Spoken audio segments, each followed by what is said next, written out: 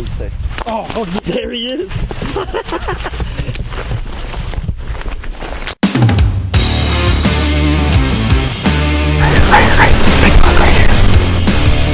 I smoked him, dude! I wasn't expecting that this morning at all. I get jacked up a little bit here.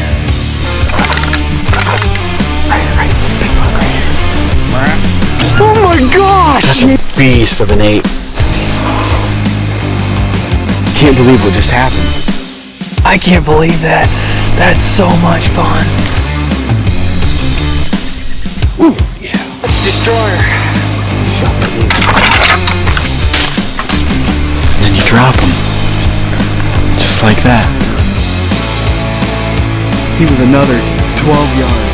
Oh my gosh. Whew, thank you, Lord.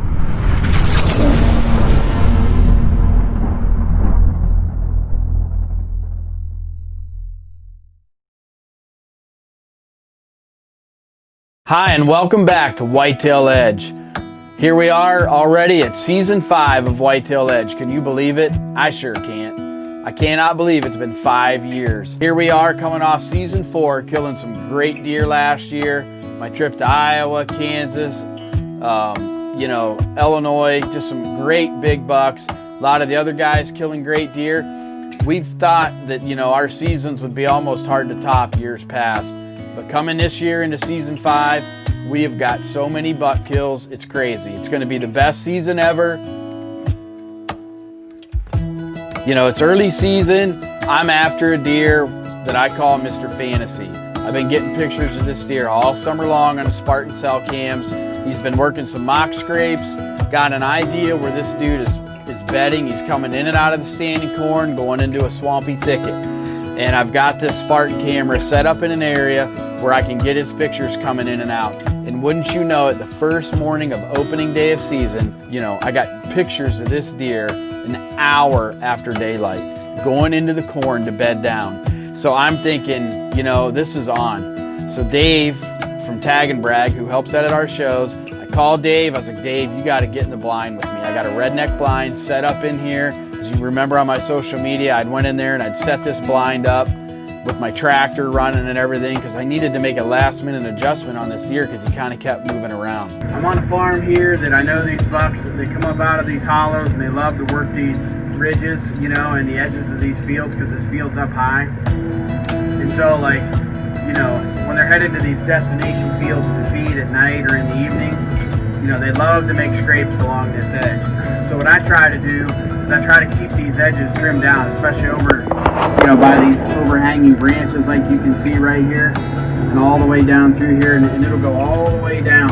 Every farm that I hunt or lease, I either take a weed whip or a brush hog like I'm doing today because I'm maintaining some fruit plots, and I'll go in and I'll get around these overhanging branches and I'll get real low with the brush hog or the mower so them deer want to keep scraping underneath those spots. And obviously I can run trail cameras or have my stands. I got a stand right here that's close to this one scrape right here. And I just keep that open to keep them deer wanting to move that spot. It's a really good tip. It just works really well and it's just good stuff. You can do it with a mower, weed whip, anything, and it works. So it's a hot, nasty day. I was a little reluctant to try it, but it just seems like, sometimes early season can be really good.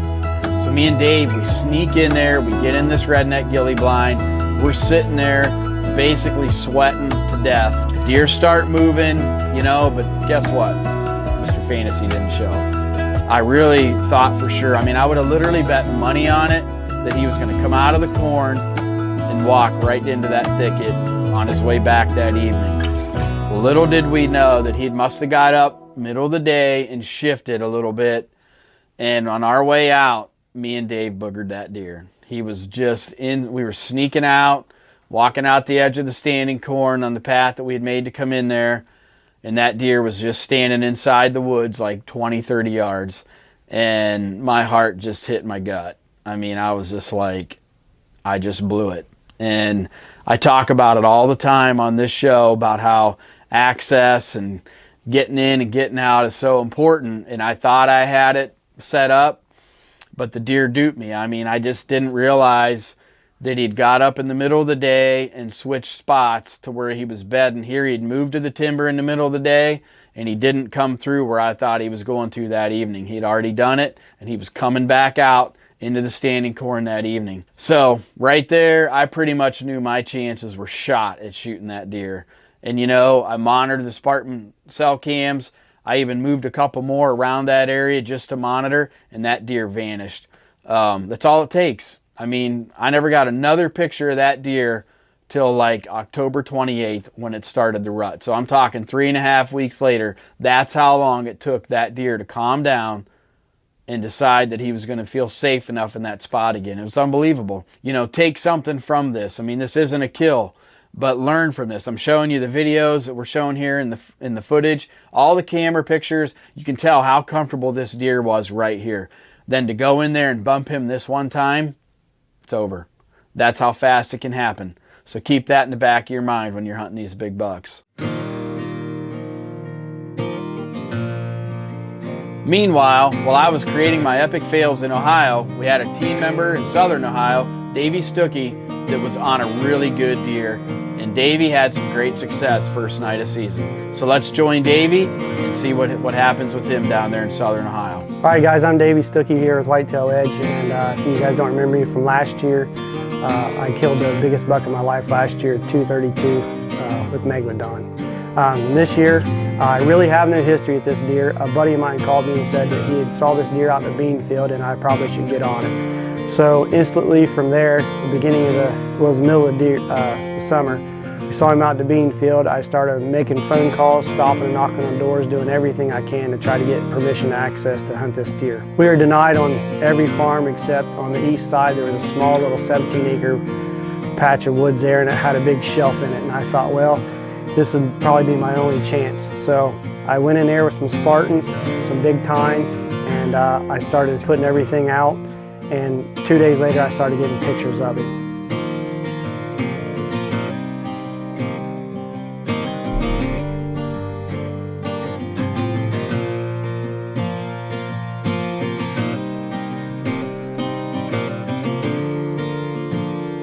He came down there on that shelf all the time in the daylight, and I was hoping that as long as he continued doing what he was doing, I could possibly make this happen. Based off of what the Spartan was telling me, he was using this shelf quite a bit in the daylight. I was hoping he'd keep the same pattern when he dropped velvet, and I figured I had a short period of time to actually kill this deer.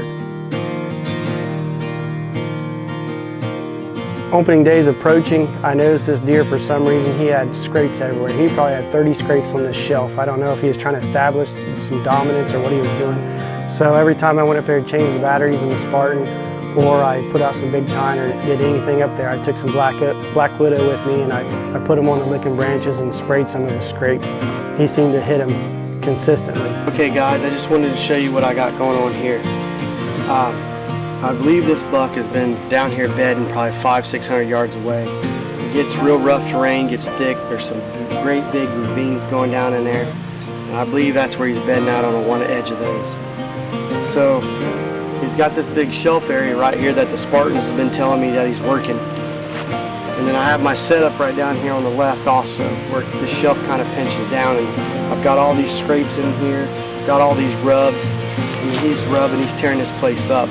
Then he's working his way on down, and the shelf goes around and goes up a great big thick ravine. Well, right there by that thick ravine, I got a corn pile. And right above it, a couple hundred yards, is the bean field and the pond that we've seen him out in multiple times.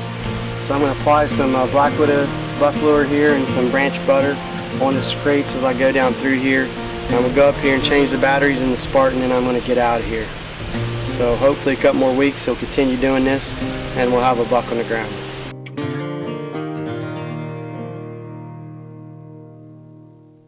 Opening day, I run out there about noon.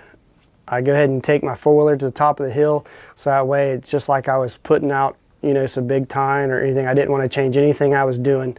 I went up there and I dropped off all my camera gear. I put the four-wheeler back down the bottom of the hill where they couldn't see it, and then I walked back up and set. All right guys, just want to let you know what's going on. It's September 28th, opening day. It's in the 90s, it's cloudy. They said it's supposed to get breezy here this evening, but I'm going to go out and give it all we got anyways. I got this double drop tine deer that I named DDK. He's coming in probably 4 or 5 times a week. In the daylight, in the evening, he's walking down and he's scraping and doing some rubs, and then he circles up this ridge edge and he heads up to the bean field. And he's usually doing it around, I don't know, between 5:30 and 6:30, sometimes right at dark. But he is there in the daylight.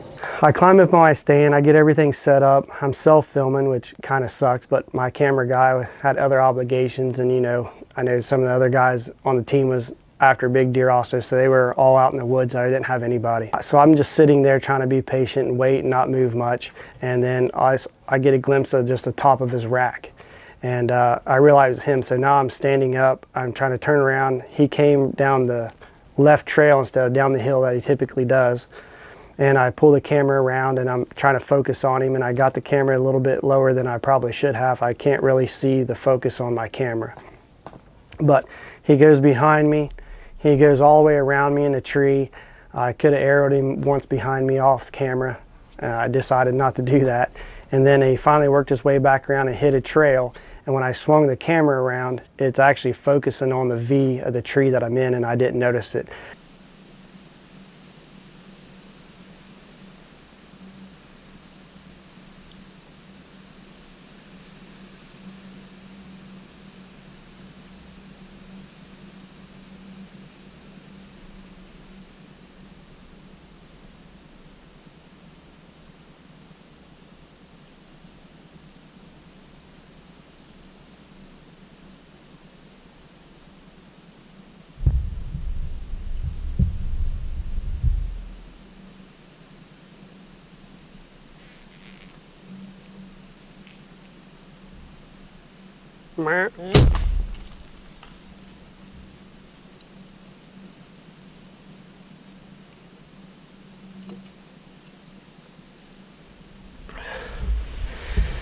Okay guys, I just stuck DDK,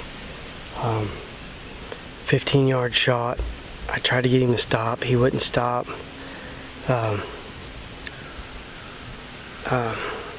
He's quartering away. It wasn't a bad shot, but it wasn't a real good shot either. So it looks like he broke off about 5 inches of arrow, maybe 6 inches. So he's probably got 22 inches of arrow in him. I'm just going to pack up and get out of here for a while. He walked away. He didn't run. He didn't. So I'm not sure. I guess we'll just have to see what happens and go from there. I'm just like anybody else, so I get jacked up on these big deer. I mean, it is what it is. So I'm just going to go ahead and get out of here for a few hours, go get some buddies. So I get down, I found a piece of the arrow broken off, and I looked down and I could just see blood as far as you could see. I went ahead and elected to wait a couple hours, brought a couple buddies in with me, and we followed up to the property line, and I had to wait till the next morning to get permission to go on the property beside me to recovery. Went there the next morning at 7:30 in the morning. The lady was getting ready to go to work, and she told me I could do whatever I needed to do. We went over there, picked the blood trail up at the property line, and he wasn't laying but another 100 yards out in the cornfield. Oh God, I can't believe he ain't laying there, for real. That is. Look at all this blood. Is there a bunch? Yeah, right up here. Let's look at all this. Look at this trail through the beans. Dave, look where it leads to. Oh, there he is. Here he is. This was my number one. I mean, he's no mega giant, but I wanted a unique deer. I mean, he's got double drops. He's a 15 or 16 pointer here. Just the hunt didn't go quite what I wanted it to go to, I mean, I self-filming. I tried to get a couple buddies, but they had other obligations. Self-filming's real tough. I get a nervous wreck too. That's part of the problem too. I take me out on a target all day and I shoot great, put me a big buck in front of me, and I kind of lose it. But I had the camera and everything set up. I wheeled it around. The deer standing off to my left for about 20 minutes. The camera was peaking. I thought I was good to go. The deer come in my shooting lane. I draw back. I shoot. I knew I hit him a little bit back. So we followed the blood trail for about 100 yards last night just in case I clipped an artery because he was quartering away from me. And we had great blood, come up to the edge of the beans back there and decided to go ahead and leave him lay for the night. and we come back in this morning and brought a couple buddies with me, and we went right to him. I mean, a good blood trail, you know, thanks to Travis Van Hoos, my neighbor, and Trevor and the boys, you know, helping me. And it's just, it wasn't exactly what I wanted to be for a hunt as far as the footage, but as far as being able to recover a great deer like this with something very unique, you know, that's what we all hunt for. It just wasn't up to par what I wanted it to be, but self-filming is just super tough. I get all jacked up on these deer anyways. You know, it's tough self-filming a hunt, and so Davey did the best he could, you know, and that's the tough part about this. You know, with Whitetail Edge, we're just normal guys. So, you know, don't beat us up too bad. Congratulations to Davey. It's a great buck. Now we're gonna join my son, Briar. Me and him are together hunting here in Ohio, early season. Briar, it's his first year hunting with a compound. So me as dad, I am really excited. Briar's been practicing all year to be able to shoot this new Quest NXT bow, which is a serious awesome bow for a youth or a growing youngster. That, I mean, even adults can shoot this. I could actually take this bow and hunt turkeys with it or deer if I wanted, because it's fully adjustable. It's the coolest little bow ever, and it's made just like a professional bow. So if you are looking for a bow for a youngster or a beginner that's wanting to grow and they're in their teens, you know, this is a super bow for that. It's called the NXT by Quest, which is made by Prime Archery and G5.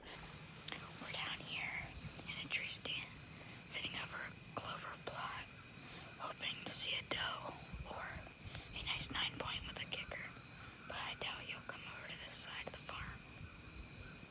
We're hoping to shoot my first doe or buck with a compound, so hopefully we get lucky tonight.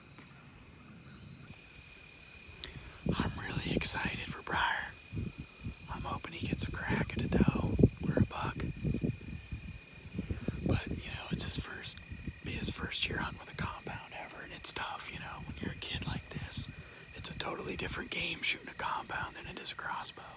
He's killed a lot of nice deer already, or a lot of deer with this crossbow at a young age, and this is a totally different level of the playing field now, so he's learning. We're staying after it and see how he does.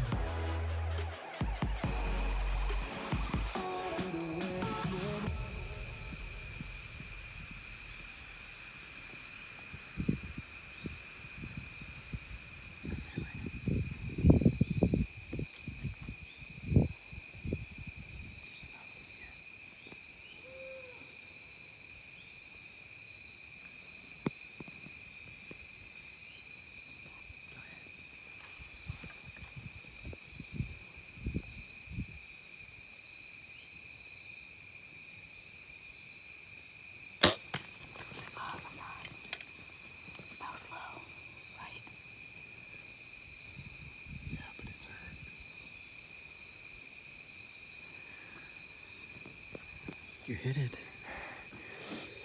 I saw a big chunk come out of it. Ran over there and it stopped. Just keep your eyes peeled over there in case it runs. I can't see. Like, I'm not nervous, really. I mean, I think I was more cold than nervous. You almost double punched it though. I saw you like. I know, yeah. But like, I was trying to like reposition. But like, I noticed I was gripping the bow. Like, I was gripping it, like torquing it. Dang, so. Yeah, go ahead. So I just hit my first doe with my compound. And we're about to go out here and check the arrow. We're pretty sure I made a good shot, but we're just gonna go out here and check the arrow. Yeah, It's good. there's blood right there. There's hair right Yeah, here. see, look here. Yeah, there's blood. Yeah, so it went through. Yeah, she mule kicked. When he hit her, she mule kicked, which is a really good sign. When they throw their back legs up in the air, boom. And plus, when I watched her go over there, she looked like she was hurting. So we're just gonna give her a little bit of time and see what happens here. So last night we were in a tree stand and I shot this doe and it went into this brushy fields. We had heavy blood at first, but it started to rain, so we didn't really want to push it, but we kind of decided to go ahead because we knew the rain was going to wash it away, and then we just couldn't find enough blood, and we just decided to call it for the night. And this morning when I was at school, my dad went out to look for it and he found it, thankfully, and it was my first doe with a compound. Briar's just, he's just got it. I mean, the kid just can keep his nerves. I never could keep my nerves at the age that he does. And to harvest your first deer at the age of 12 with a compound bow is pretty impressive. In fact, he's actually 11 at this time and he turns 12 at the end of the month of this hunt. So I was really proud of him, and he had to practice all summer to be able to pull legal shooting weight, and be able to hunt out of a tree stand and all that. That's a lot for a young kid. I know a lot of grown men that still haven't harvested a live deer with a compound bow.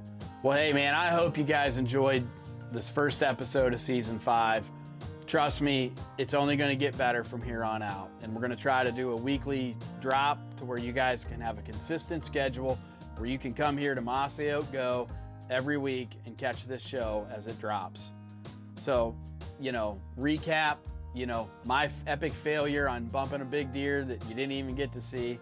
Davey shooting a real stud in Ohio with his bow, self-filmed, then moving on to Briar, killing his first deer ever with a compound bow, which was a real proud moment for me. So I'm just jacked. It's only going to get better from here, so stay tuned right here at Whitetail Edge. And if you haven't already subscribed to our YouTube channel, please do, because we also upload to YouTube, Carbon TV, and other venues out there that you can watch this. Follow along on Instagram and Facebook, engage with us. We're here for you. Without you, the viewers, Whitetail Edge is nothing. And thanks to all the sponsors and everybody out there that supports us. Thanks again for watching Whitetail Edge.